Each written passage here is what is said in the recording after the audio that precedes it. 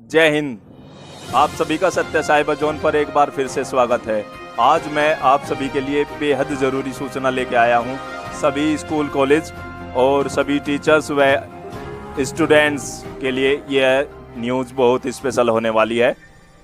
UP scholarship की बात कर रहा हूं। 2023-24 के लिए जो आवेदन होंगे, यूपी स्कॉलरशिप, जो भी स्टूडेंट यूपी बोर्ड से पढ़ रहा है, जो भी स्टूडेंट किसी भी कॉलेज से अपनी डिग्री पूरी कर रहा है, जो भी स्टूडेंट यूपी का निवासी है और किसी भी राज्य से अपनी पढ़ाई को पूरा कर रहा है, उसके लिए यह न्यूज़ बहुत बेहद खास होने वाली है। आप सभी के लिए यूपी स्कॉलरशिप 2023-24 की पूरी जानकारी लेके आया हूं। क्या क्या डॉक्यूमेंट्स की आवश्यकता पड़ेगी और किस प्रकार आप आवेदन कर सकते हैं और यूपी स्कॉलरशिप का फ़ायदा उठाते हुए अपनी पढ़ाई को पूरा कर सकते हैं यूपी स्कॉलरशिप के माध्यम से। तो चलिए चलते हैं कंप्यूटर की स्क्रीन पर। यूपी स्कॉलरशिप 2023-24 बाई सत्य साइबर जोन, फुल डिटेल आपको पहुंचा रहा हूं मैं, सतीश मलिक। तो यूपी स्कॉलरशिप के बारे में बताना चाहूँगा कि आवेदन जो है अभी 10 अगस्त 2023 से शुरू होने वाले हैं कक्षा 9 और 10 के लिए। यूपी स्कॉलरशिप जो कि हर साल यूपी बोर्ड में पढ़ने वाले बच्चे, यूपी में निवासित बच्चे जो बाहर पढ़ते हैं, ग्रेजुएशन के लिए बाहर दूसरे राज्यों से पढ़ते हैं, उनके लिए होती है। और इसमें मिनिमम 2.5 लाख सालाना की आय वाले बच्चे, जिनका घरेलू आय प्रमाण पत्र 2.5 लाख रुपए सालाना से कम का है, वे आवेदन कर सकते हैं।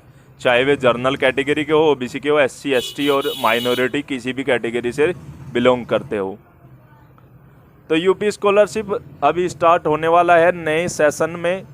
आपको चलो ये दिखाते हैं। ये एक विज्ञापन आया है अखबार में। 10 अगस्त से शुरू होंगे छात्रवृत्ति के लिए आवेदन। तो यह 10 अगस्त से घोषणा की गई है कि 10 अगस्त 2023 से 9वीं और 10वीं कक्षा के छात्रवृत्ति आवेदन ऑनलाइन शुरू होंगे, जिसकी अंतिम तारीख 10 अक्टूबर निर्धारित की गई है। तो इसके अनुसार 10 अगस्त से आपके फॉर्म स्टार्ट हो जाएंगे। कक्षा 9 और 10 के लिए, इसके लिए जो जरूरी डॉक्यूमेंट्स है, कागज़ है, जो आपको तैयार करने हैं, जिनमें 10 से 15 दिन का समय लग जाता है अक्सर, वे सभी डॉक्यूमेंट्स मैं आपको बताते हुए चलता हूं। आपको तब तक अगर वे कागज़ आपके पास नहीं हैं तो आप उनको बनवा लीजिएगा। सबसे पहले आपको बता दूं, कक्षा 11, 12 तथा ऊपर की कक्षाओं हेतु आवेदन पत्र तिथि अभी निर्धारित नहीं की गई है। मेरा आइडिया है कि 20 दिन के बाद, यानी लगभग अगस्त के एंड में, ये सभी कक्षाओं के आवेदन भी शुरू हो जाएंगे। तो सबसे पहले बात करते हैं, फ़ोटोग्राफ चाहिएगा आपको। एक रंगीन पासपोर्ट साइज़ फ़ोटो चाहिएगा। जैसे कि इसमें आप देख रहे हो, ये पासपोर्ट साइज़ का फ़ोटो है। अक्सर आपने देखा होगा, जो 4-6 की सीट पे लगभग 12 फ़ोटो रखे जाते हैं। इस साइज़ में आपको ये फ़ोटो बनवाना है। रंगीन कलर फ़ोटो चाहिएगा बच्चे का, जिसका स्कॉलरशिप फार्म आपको भरना है, उसका रंगीन फ़ोटो। नेक्स्ट, आपके बच्चे की बैंक की पासबुक होनी चाहिए। उस बैंक पासबुक का डीबीटी एक्टिवेट होना चाहिए, एनपीसीआई एक्टिवेट होना चाहिए। इसका मतलब है कि उस अकाउंट में बच्चे का आधार कार्ड लिंक हो और आधार से पैसे का लेन देन हो सके, ऐसी स्थिति को डीबीटी बोलते हैं। तो वो एक्टिवेट होना चाहिए। एक फ़ीस की रसीद की आवश्यकता होगी। फीस रसीद उस क्लास की जिसमें बच्चा फ़िलहाल पढ़ रहा है, जिस कक्षा में आप पढ़ रहे हो और जिस कक्षा से आप आवेदन करना चाहते हो स्कॉलरशिप का, छात्रवृत्ति का, उसकी फ़ीस रसीद लानी है। एक मोबाइल नंबर की आवश्यकता पड़ेगी और एक ईमेल आईडी की आवश्यकता पड़ेगी। मोबाइल नंबर एक्टिवेटेड होना चाहिए। वो मोबाइल नंबर ज़्यादा बेहतर रहेगा जो बच्चे के आधार कार्ड में लिंक है। इससे आगे चलते हैं। यह है जाति प्रमाण पत्र। जाति प्रमाण पत्र की आवश्यकता होगी। बच्चे का जाति प्रमाण पत्र होना चाहिए। ये शामली ज़िले का मामला आपको मैं दिखा पा रहा हूँ। ये प्रारूप है शामली ज़िले के जाति प्रमाण पत्र का। आप देख सकते हो ऐसा होता है जाति प्रमाण पत्र। तो जाति प्रमाण पत्र की आवश्यकता होगी। आगे चलते हैं, सामान्य मूल निवास। सामान्य मूल निवास और सामान्य निवास प्रमाण पत्र और मूल निवास प्रमाण पत्र, ये दोनों एक ही डॉक्यूमेंट के दो नाम हैं। इसमें अक्सर बच्चों को कन्फ्यूजन हो जाता है, लेकिन कन्फ्यूज नहीं होना है। जो डॉक्यूमेंट्स पे लिखा हुआ है कार्यालय उप जिलाधिकारी द्वारा प्रदत्त सामान्य निवास प्रमाण पत्र, ऐसा उस पर लिखा आता है। आम बोलचाल की भाषा में इसको मूल निवास बोल दिया जाता है। यह भी डॉक्यूमेंट बच्चे का बनेगा, जो बच्चा अभी पढ़ाई कर रहा है, जिसका आवेदन आपको अप्लाई करना है, उसी बच्चे के नाम से यह डॉक्यूमेंट्स बनेगा। इसको सामान्य निवास प्रमाण पत्र या मूल निवास बोलते हैं। नेक्स्ट आते हैं आय प्रमाण पत्र। आय प्रमाण पत्र, जैसा कि मैं बताया, 2,50,000 रुपये सालाना से कम का होना चाहिए। यह बच्चे के अभिभावक के नाम से बनता है। और यह प्रारूप जो मैं आपको दिखा पा रहा हूँ, यह शामली जिले का प्रारूप है। अन्य जिले का प्रारूप उत्तर प्रदेश के लिए अलग हो सकता है, इसलिए बिल्कुल लकीर के फकीर होकर ना चले, कन्फ्यूजन ना पाले। तो आय प्रमाण पत्र के लिए मैं आपको बता दूं, जिस बच्चे ने कक्षा 9 में अप्लाई किया था आवेदन स्कॉलरशिप का, जिस बच्चे ने कक्षा 9 में कक्षा 11 में अपना स्कॉलरशिप फॉर्म भरा है, उसका जाति मूल और आय प्रमाण पत्र नया नहीं बनेगा, चाहे उसकी अंतिम तिथि खत्म हो चुकी हो। जैसा कि आय प्रमाण पत्र के लास्ट लाइन में लिखा होता है, यह प्रमाण पत्र जारी होने की दिनांक से 3 वर्ष तक मान्य रहेगा।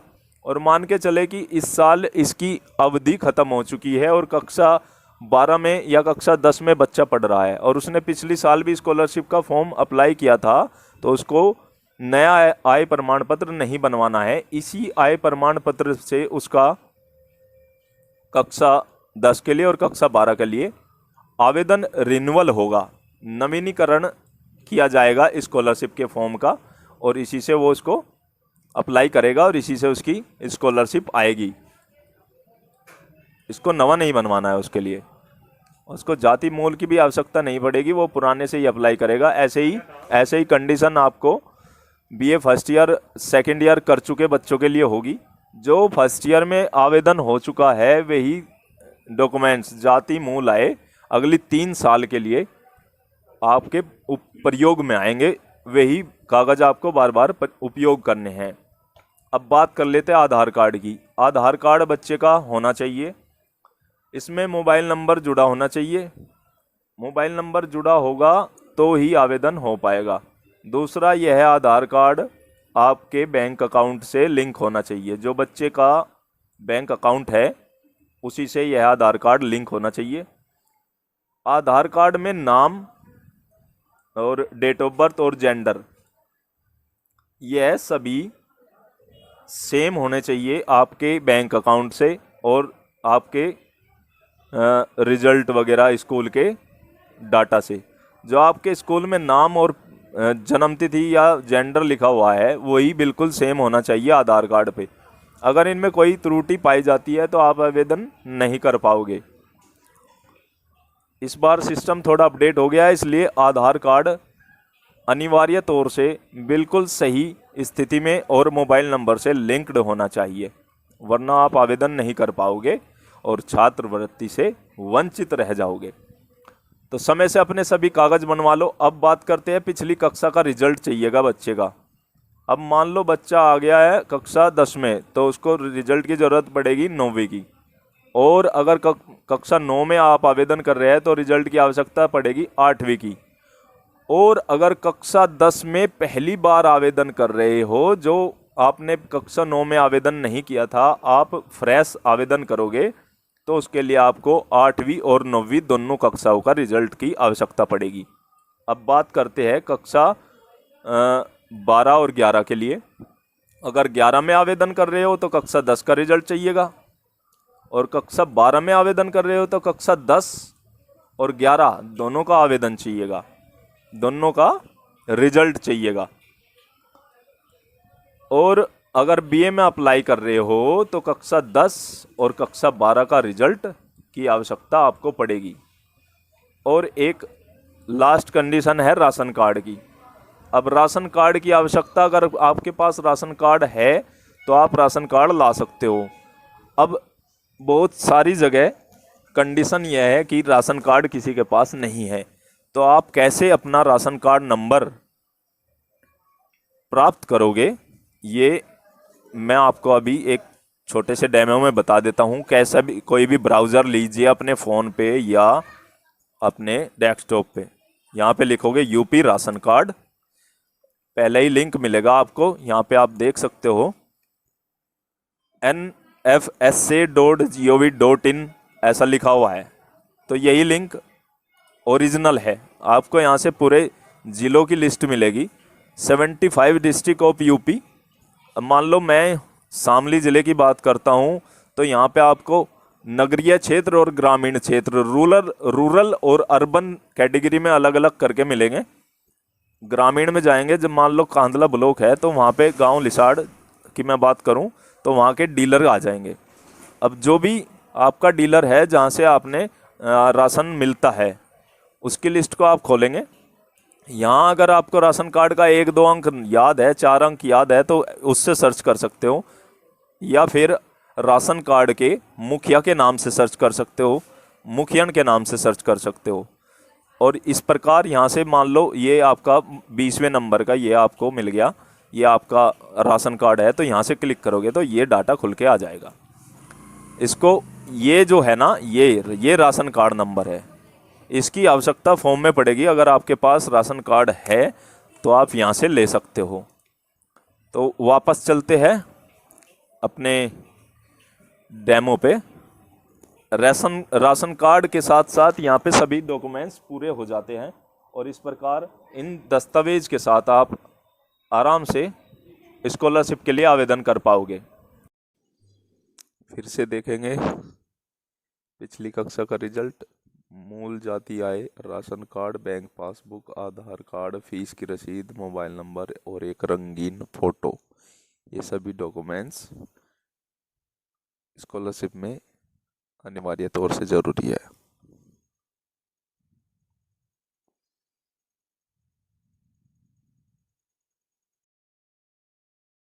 वीडियो को ज़्यादा से ज़्यादा शेयर करें और किसी भी समस्या के लिए आप हमें हमारे नंबर 95 36 21 11 77 9536211177 पर व्हाट्सअप कर सकते हैं किसी भी टाइम।